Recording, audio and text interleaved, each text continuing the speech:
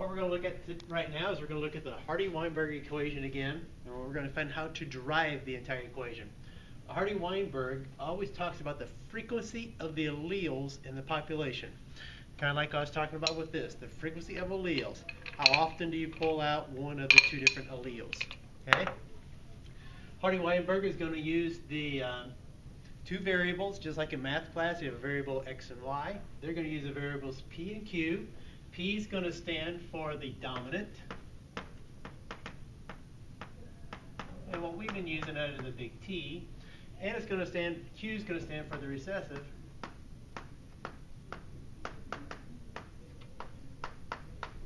And that's the little t. Okay? Now, just like right here, I said that this is maybe 70% of the yellow and 30% of the green. Notice that percents always have to add up to 100. Same thing with the alleles. Whatever the frequency is the alleles in a population, it has to add up to 100. So for the alleles, if you got this many tall, this many short alleles out there, it always has to add up to 100%. Okay? Now, percents, if you divide them by 100, so let's divide this by 100, you get 1. So you can either talk about these in percents, or you can talk about these in regular numbers, always adding up to percents add up to 1. Okay? So what I'm talking about is this would be 0.7 plus 0.3 equals 1. Or 70% and 30% would equal 100%. So we're going to tend to use these as adding up to 1 for this equation instead of adding up to 100. So always convert your percents into decimals. Okay? Now, with the equation we just talked about, here's our P and our Q. Guess what it adds up to? It adds up to 1. Okay, so that's the equation we're going to be working with. This equation is used when working with alleles. Be very specific on that. Use this when working with the allele. Let's see what I mean by that. Okay. If we take a Punnett grid of big T, and little t, let's work this out. We have a big T, shoot.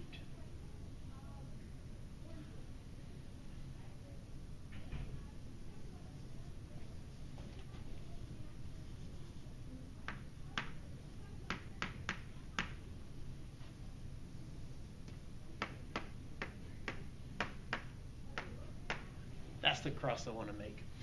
We have a big T, so we're going to have big T. We're going to have a big T, big T, little t. Little t, big T gives us a big T, little t. Little t gives us a little t. Reason I want to do this cross, because if you're looking at the alleles in a population, you were just looking at this, the phenotypes you're going to look at, this would be tall, this would be tall, this would be tall, and this would be short.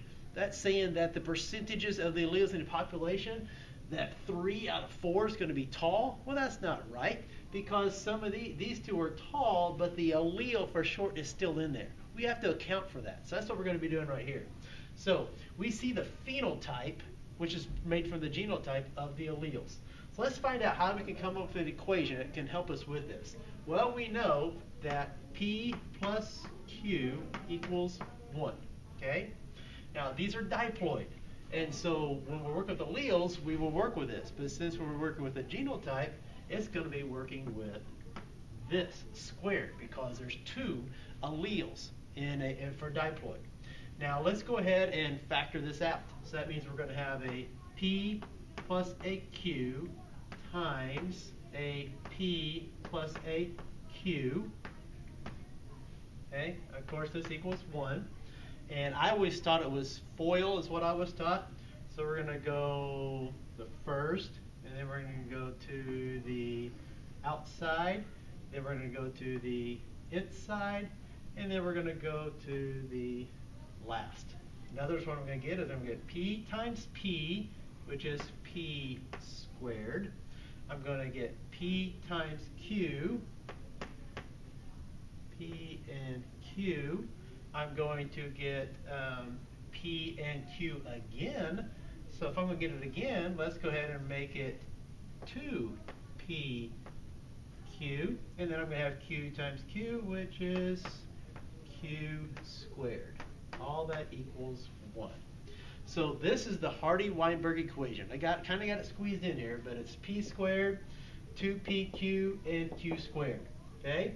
What is this used for? It's always used for two things. It's checking the frequency of the alleles in a population. And this equation is always used for you talking about the phenotype and the genotype is when you use this. Okay? And we have to use this because we have to somehow take these phenotypes and genotypes, convert them into alleles. And that's what we're going to do because my allele is P and Q. All right? So let's look what these stand for by looking at a chart. So with my chart, I've got big T, little t. Big T is going to be standing for my P. This is going to be standing for my Q.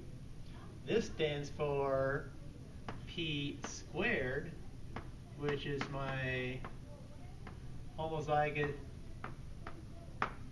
dominant. This is big T, little t, which is going to be 2pq, which is my heterozygous.